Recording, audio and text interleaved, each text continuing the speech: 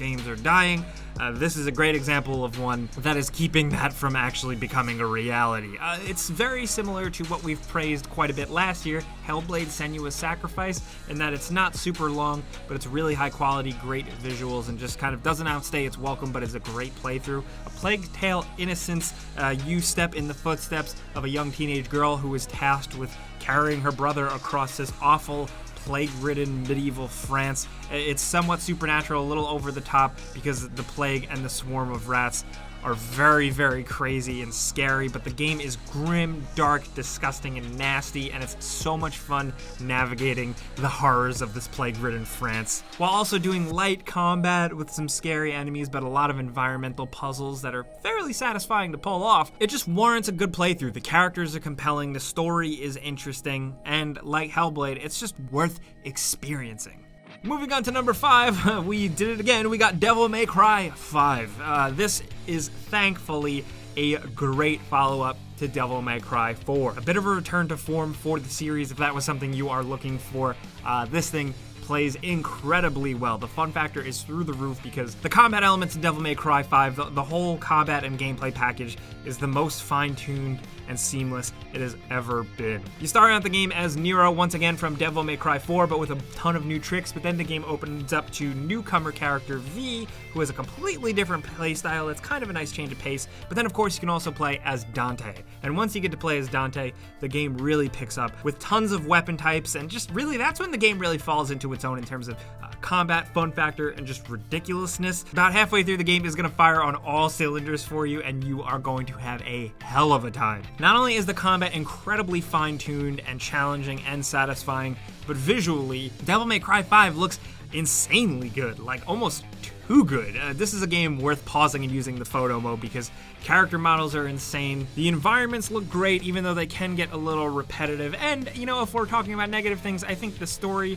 wasn't as awesome as I wanted it to be. It's kind of wrapped up a little quicker than I expected, but still, the fact that the combat is so much fun and the game so replayable and challenging if you crank up the difficulty, that really all cancels out any bad things about the game. It is so worth playing. The weapons are so worth experiencing. And if you're a fan of these types of games, even just a little bit, this is one worth checking out, seriously. But next up at number 4, we got a game that is a little contentious, a little dividing, that is Days Gone. We all kicked this one around for a while, and the more we thought about it, we figured it was worth including, because, to be honest, Days Gone didn't review too well. Days Gone also has some very clear shortcomings that I think most players can point out themselves.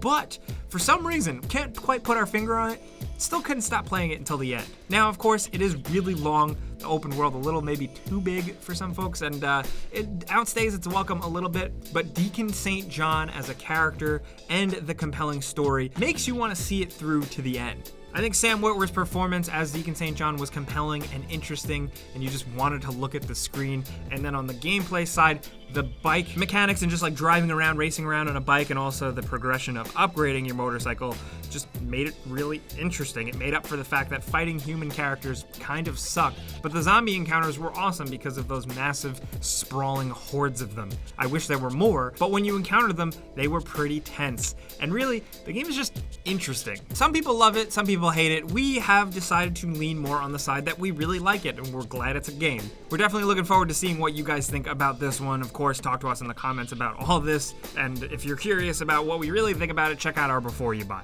But moving on to number 3, a game that we really loved at Before You Buy is Sekiro: Shadows Die Twice. This is, of course, another FromSoft game, the makers of Dark Souls and Bloodborne. So, yeah, of course it's good. What they do here differently is what makes it even more interesting. More verticality, more gadgets, a grappling hook, more emphasis on just waiting for the right moment to strike, properly parrying, and really doing all these new combos and abilities that you unlock to counter certain things. It is a really exciting game that manages to make you feel like an actual ninja. That was really ambitious and very challenging to pull off, and make it also feel like a challenging, rewarding FromSoft game, but damn it, they did it. The world is creepy and mysterious and intriguing. The enemy types are awesome to look at, but also incredibly challenging and beat you into a pulp. You're constantly learning through this game. The game punches you in the face until you figure out all of its systems. You literally can't progress until you do, and that's what makes it really, really fun. Of course, it's definitely not a game for everyone, like all of their games, but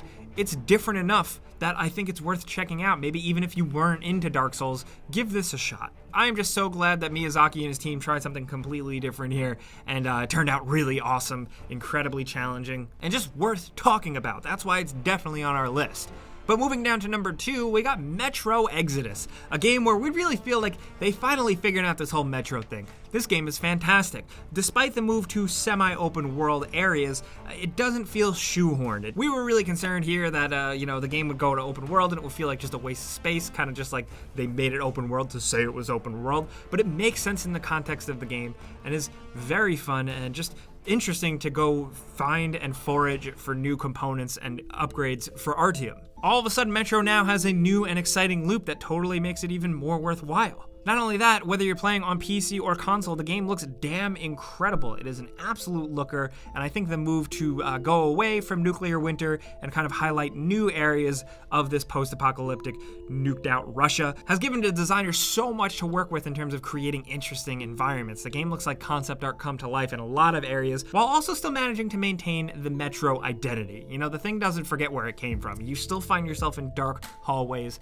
and fighting spooky monsters with tense situations and limited resources. Actually, this game has at least 1 or 2 really, really memorable, scary sequences that are worth experiencing along with the whole rest of the thing. Not only that, yeah, playing it is great, but the story is interesting as well. This is a world that you want to learn more about. This is a story with characters you want to follow, and really, Metro Exodus just nails it. It's a bummer that it did have some controversy with being an Epic Game Store exclusive on PC, but whether you're playing it on console, or maybe you're just waiting for a year for it to finally come on Steam, regardless, Metro Exodus is damn good. Now finally, down at number 1, we have, of course, you guessed it, Resident Evil 2. This remake, reimagining of the original Resident Evil 2 classic is exactly what we were hoping for. It lived up to the name, it lived up to the hype, it lived up to the nostalgia, while also doing its own thing here and there where it really mattered. It's just a fantastic game. It really retains and brings back all those survival horror elements we love so much. It takes, some of the best aspects and modernizations of Resident Evil 7, but of course, puts it in third person, like the old days, and gives us Raccoon City, Leon Kennedy, Claire Redfield, and the whole shebang. What's really exciting though, and the game has really blown up, especially with like memes and stuff around Mr. X, is just for the people who haven't experienced it back in the day, experiencing all of this weird, wacky, Umbrella, Raccoon City stuff for the first time in 2019. It's just so cool to see that. I don't know. But it adds new things here and there to make it really interesting and really fresh, while also having the right amount of callbacks and nostalgia and just faithful recreations of stuff we loved in the original. Not only that, of course, like any good Resident Evil game worth its salt, it's incredibly replayable. There's reasons to go back and replay it on harder difficulties, unlock certain stuff. Top to bottom, I'm looking at it as a Resident Evil fan, but this checks all the boxes. This is a good Resident Evil game. It looks incredible. It's so high budget and action-packed and just worth experiencing on that end. But also just if you boil it down to raw gameplay, it's worth it for that too, man. Resident Evil 2 is absolutely worth checking out. We love it, clearly, and that's why it's at number 1 on our list. But of course, that's not all. There's so many more games we can include. We got a couple bonus ones for you. The first one is Apex Legends, a free-to-play game that really took the world by storm in terms of just being another good battle royale game, but with that fresh, delicious Titanfall FPS style gameplay, thanks to Respawn. Now, some people did lose interest. The new update is coming out soon. I'm curious to see if it can keep the momentum going. Who knows? But it's weird that we're talking about it. It's actually like a good EA game. Also, as a runner-up, we have Mordhau, the PC melee historical combat-focused game. And yeah, the chat can be a little toxic and gross sometimes, but the gameplay, the core gameplay, is so fun, and the whole thing being so competitive, it still is worth checking out, and it's just a really good, solid PC experience. And another one we want to include briefly is Rage 2, another one that divided people, but we think that the injection of a little bit of Doom-style gameplay and just fun abilities to the original Rage, which we weren't crazy about, makes it worth checking out. It's a fun first-person shooter.